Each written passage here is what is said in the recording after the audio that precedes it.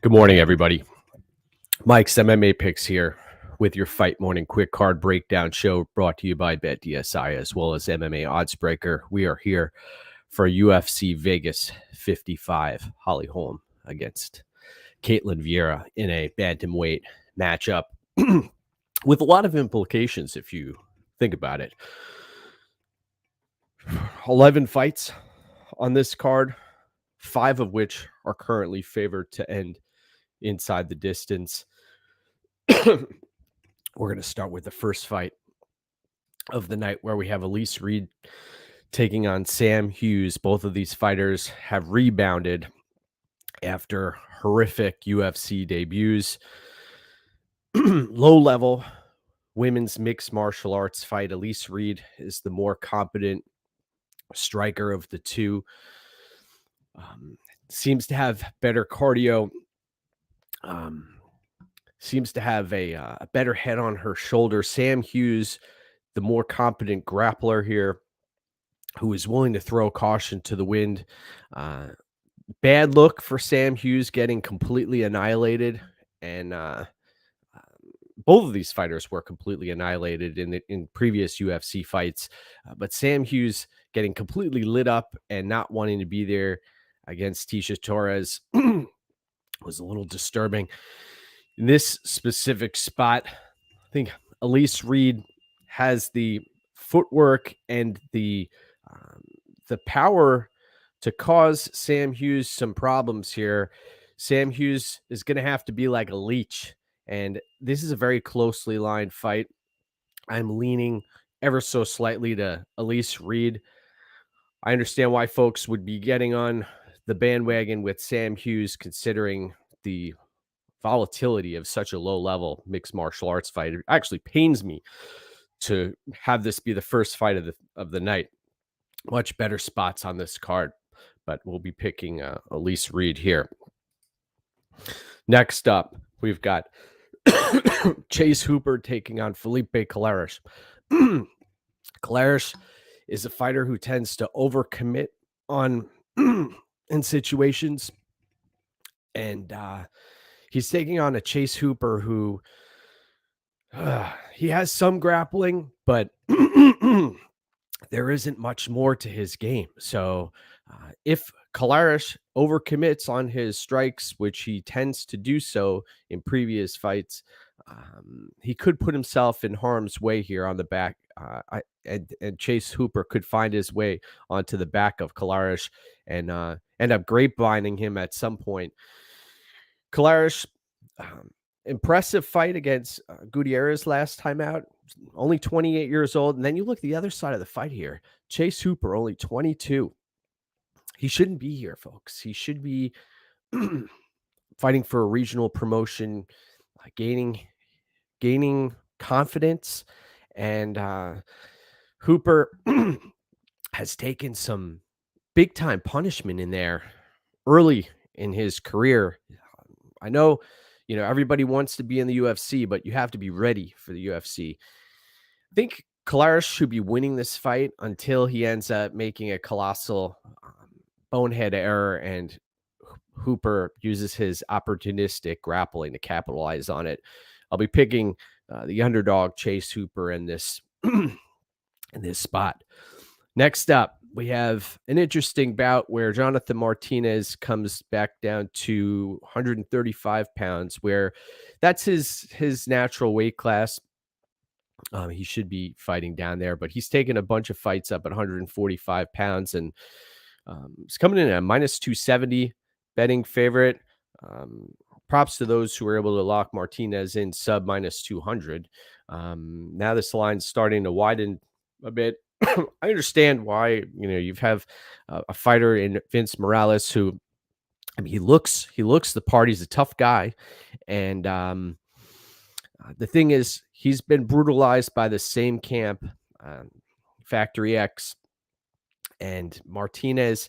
Although there'll be a mirrored stance here, the body kick should be open for Martinez on Morales' liver, and the kicking game of Martinez is light years ahead of Morales. Morales is going to have to come in here and try to force some action, force exchanges, rely on his chin, and then get off on a big overhand punch, which he's done in previous spots at Bellator, and we've seen the power come on against Smolka. I mean, now look at that win over Smolka. Doesn't really say much. Smolka has been trending downward for quite some time. Um, Morales here wasn't able to make it to the fight against Nathaniel Wood, flew overseas and didn't make weight, made weight here.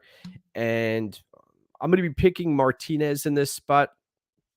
I think that he has the volume and the evasiveness that's going to cause Morales problems. Now, we watched the Perez fight. We know that Martinez can get caught at any point, especially if he's coming in with those flying knees, which are a big part of his game. Morales may wait on those, but Martinez is the rightful favorite here, and I'll be picking him to win. Look at this. We've got some people in the chat here. Good morning, Chad. Welcome. Sergio, great to see you.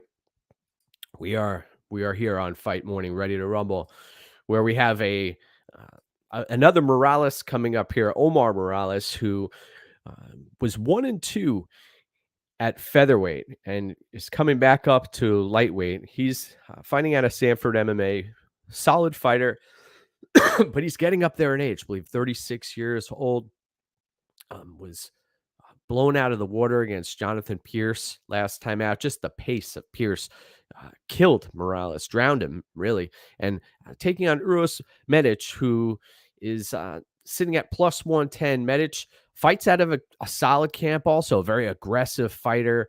King's MMA, great camp for that aggressive style. Killer be killed instinct. And Morales is going to have to be the counter striker here. And I think that that's where the success could be had, but he's going to have to overcome a bit of a storm here. And Medic, who's a large guy. He's a pretty large guy. Looked like he cut a tremendous amount of weight to get down to lightweight for this fight. And you could toss that Alaskan Regionals footage out the window now, because he has a few fights under his belt and has been with King's MMA for a while. In this spot, I think the durability of Morales is going to come into play here, and Morales is the more well-rounded fighter. He'll be my pick. This one likely doesn't go the distance, so keep an eye out if you're looking to make a play. But Medic is going to be very aggressive early, as he is in all of his fights, and could pose some big problems for Morales. So give me Morales to win. Wow, look at this. Look at this fight, folks. Parker Porter against Jailton Almeida. Everybody's looked at that situation on the scales yesterday, 265 against 224. But then I posed a tweet, how much of that weight is adipose tissue, tissue that isn't necessarily used for strength. And Almeida, you look up and down his resume, he hasn't fought the greatest competition, but he's getting better and better every time out. And he is now a physical specimen, coming in at 224 pounds, lightning quick on the mat. Can really use his leverage in a lot of spots here to hold folks down. And then he can take the neck of just about anybody. Parker Porter, we've seen on his resume, has fought Gabe Gonzaga, John Jones, etc. But I want to make something crystal clear here. Being brutalized by quality opponents doesn't necessarily make you a better fighter.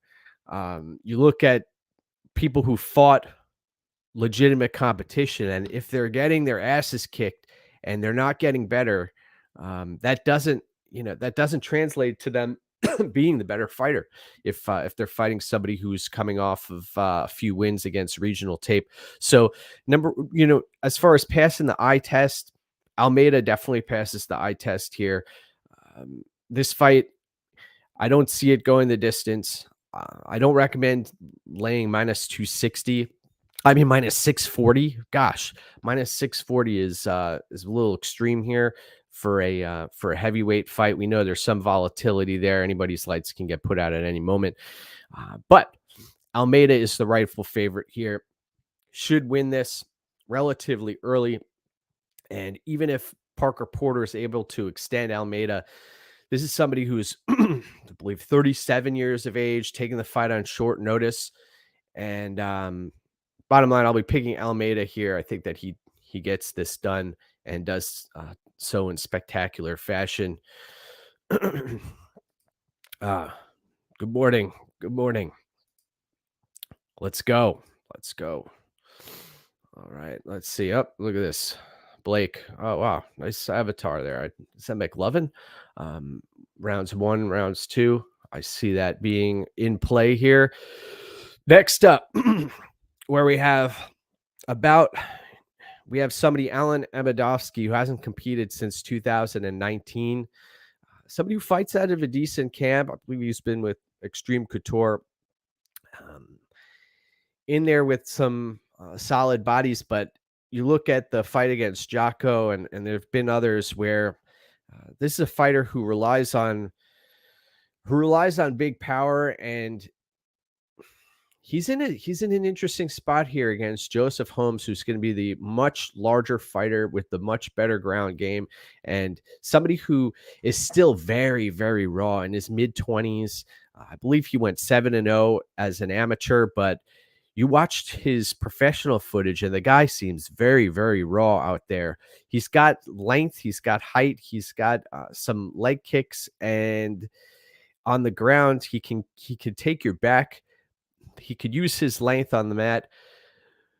But from what I've seen, I mean, the Pickett fight, Pickett isn't a very good fighter, and Pickett just ran right through Joseph Holmes. And this is a fight where, I mean, it's a very low level bout. I'm going to be passing here. I don't see this one going the distance. I'll be picking Holmes. I think that as far as physical attributes, he has a lot of things you're looking for. He's got the youth, the vitality, the length. He also has a decent corner too. I believe he's still with Glory.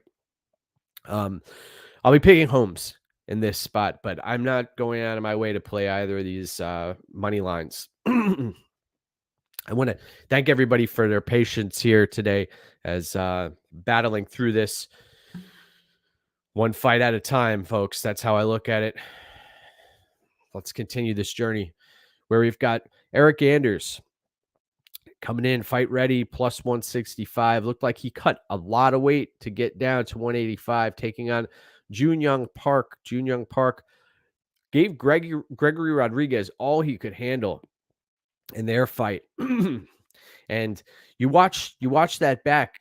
Park had his moments, man. He had Rodriguez on the ropes multiple times, and he's a solid fighter. He's a pretty well-rounded fighter. Eric Anders, one of the easiest fighters to game plan for in the UFC.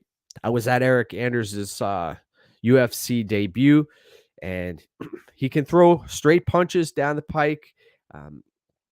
Is somebody who is steady as he goes, doesn't do anything in dramatic fashion. I like the fight against Machida, fought a tight fight there, wasn't able to get that victory.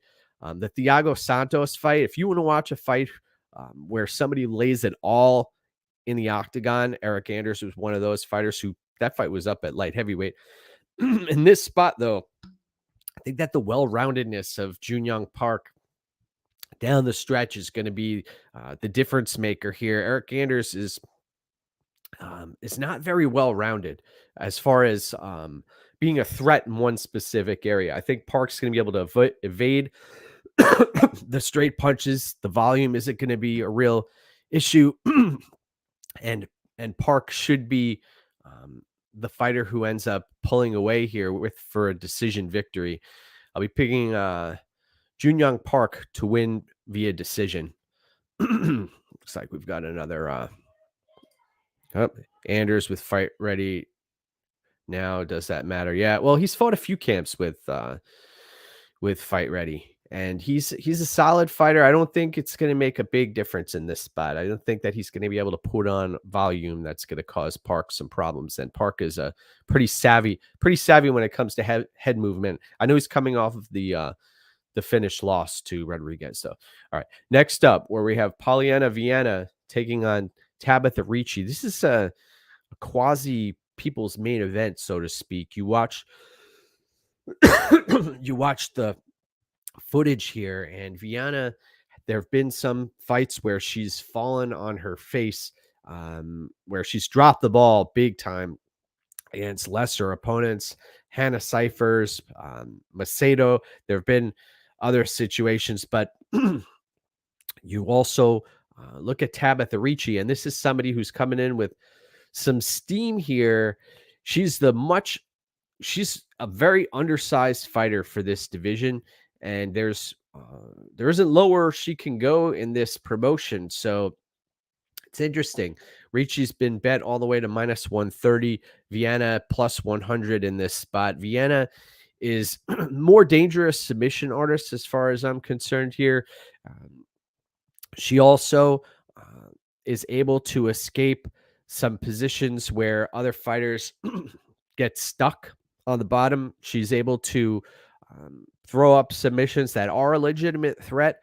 And I think that a submission is live here for Viana. I know, the Instagram stuff is a concern that we don't see her in the training room. And Ricci seems like she's putting in the work. But Ricci, as far as the size situation, I think she's at a big disadvantage here, as far as especially length on the ground too. You're gonna see that Viana has the ability to chain submissions together, and I could see either a sweep or Viana chaining a couple of submissions together and putting Ricci in trouble.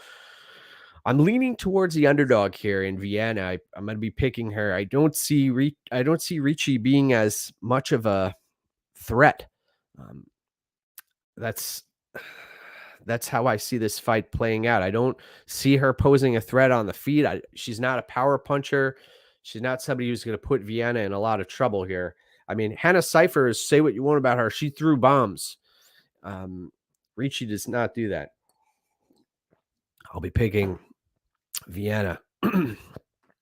Next up, where we have a fight that likely doesn't see the scorecards here. Njokuani-Todorovic taking on Chidi Njokuani. Njokuani is a very long fighter. There's a massive, I think, a 6-inch reach advantage here for Njokuani, who has 80-inch reach. Todorovic, 74 inches. Njokuani's a few years older than Todorovic. Todorovic, as we know, doesn't move his head off the center line, but also is fairly well-rounded. And I like what I've seen from the striking of Todorovic from an offensive perspective. I like the gas tank. I like the will to win in the fight. Njokuani's coming in with a head of steam, though, back-to-back finish victories. And the way I see this fight, I think that Todorovic has a massive grappling advantage in this spot, but he's going to have to close the distance, and that is a dangerous proposition against a high-level striker. I think that Todorovic has more paths to victory here, and this fight should be lined much closer than it is.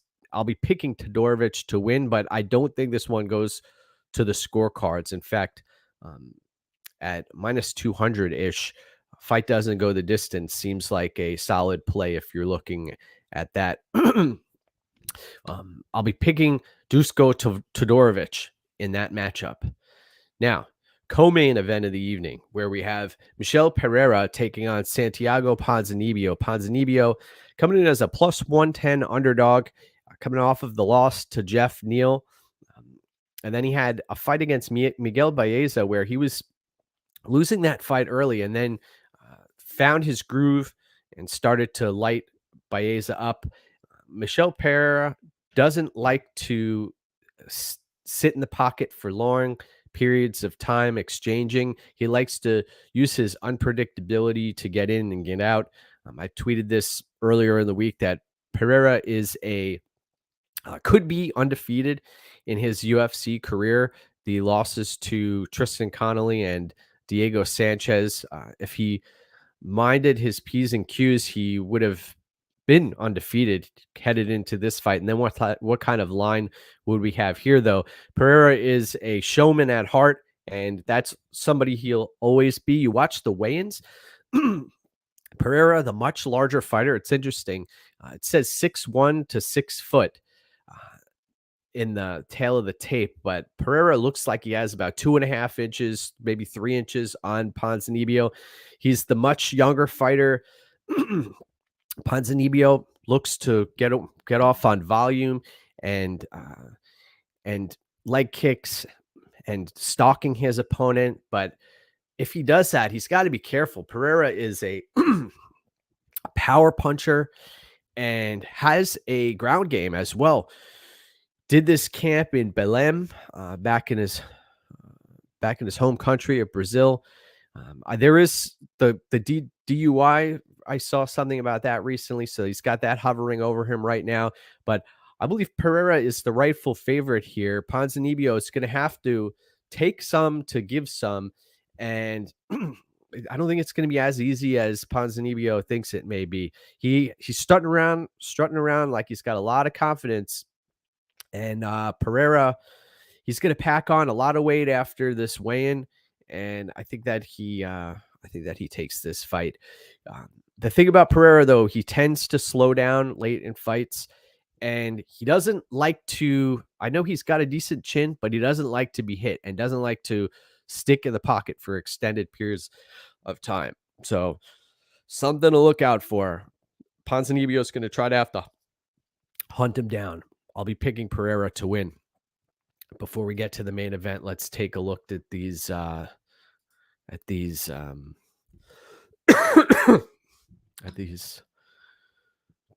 the chat here. Evan says he doesn't see enough process from Polyana. Yeah, that's true. She kind of flows wherever the fight flows, and that isn't necessarily a recipe for success. Holm and Chukagan are twins. Oh, really? Yeah, I see the resemblance there. Pons has regressed quite a bit. Yes, that's true. That's true.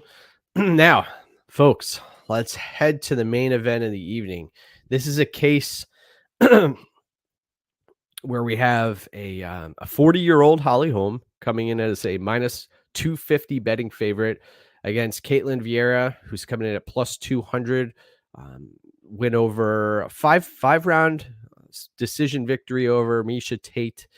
Holm in her last bout, which was 2 years ago. I'm going to make the case here for Caitlin Vieira, and just listen up. So Holly Holm coming off of a dominant victory over Irene Aldana, where she fought in the larger octagon on Fight Island, which is a much different place than the UFC Apex. First time Holm has ever fought inside of the Apex means that she's going to have much less room to evade. Holm has the better cardio, but we haven't seen her fight in 2 years. And also she's pulled out of 2 bouts in the past year where she was supposed to fight Juliana Pena and also Norma Dumont. So those are a few red flags. You've got 40 years of age. You've got the different size octagon, and you have 2 2 pullouts due to injury. And now she's coming in here. Caitlin Vieira, the first fighter to the scale, somebody who we know she isn't the greatest striker. She isn't in the same stratosphere as far as Holly Holm in regards to striking, but on the mat, that's a different story. Holly Holm has decent takedown defense. We saw against Raquel Pennington a few years ago, showed us what she was made of against the fence, able to frame off and then take the middle of the octagon and do her thing. And in this spot, Caitlin Vieira, she can crack, man. That right hand comes at you pretty damn hard. And Holm is going to look to engage on her terms and use her tremendous footwork. That is one of her greatest attributes, Holly Holm's footwork. And Caitlin Vieira is going to have opportunities here to close distance and also in the clinches to use her judo and put Holly Holm on the mat. And that does come at a cost, though. Vieira is going to have to go for it if she ends up putting Holm on her back. She's going to have to try to lock in a submission here, and it may end up costing and draining her cardio. But this is a spot where I think Caitlin Vieira at plus 200 is a little bit absurd here. I line her more around plus 150 to plus 160-ish. So if you are getting over plus 200 on Caitlin Vieira, worth a stab here. Holly Holm, there are a number of question marks here as a minus 250 betting favorite, as a 40-year-old inside of the UFC Apex for the first time ever. Much less room to be evasive.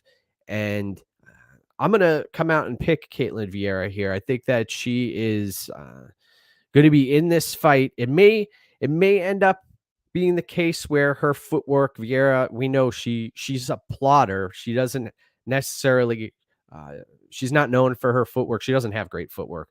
Let's be honest. But the smaller octagon is going to lead to more exchanges and more opportunity to engage in grappling. And I think that that's where Vieira is going to end up shining here. And you can't necessarily bank on Holm's cardio dominating, as she's going to be 41 in a few months here. And the other thing was the seeing Vieira come in looking solid, first fighter to the scale. Usually she's one of the last fighters to the scale. 5 rounds previously under her belt, but she's going to have to go for it here. She can't just sit back and get picked apart by Holly Holm. I'll be picking Caitlin Vieira in this fight. Let's see. Ben says, I got Holly Holm for the win. There've been a lot of upsets, so he won't be shocked if Holm loses. But we'll see what happens. That's why they fight. That's why they make these fights. I want to thank everybody for tuning in today. Thank you for your patience with me getting this morning breakdown show going. And remember to track your plays, tail third-party track winners.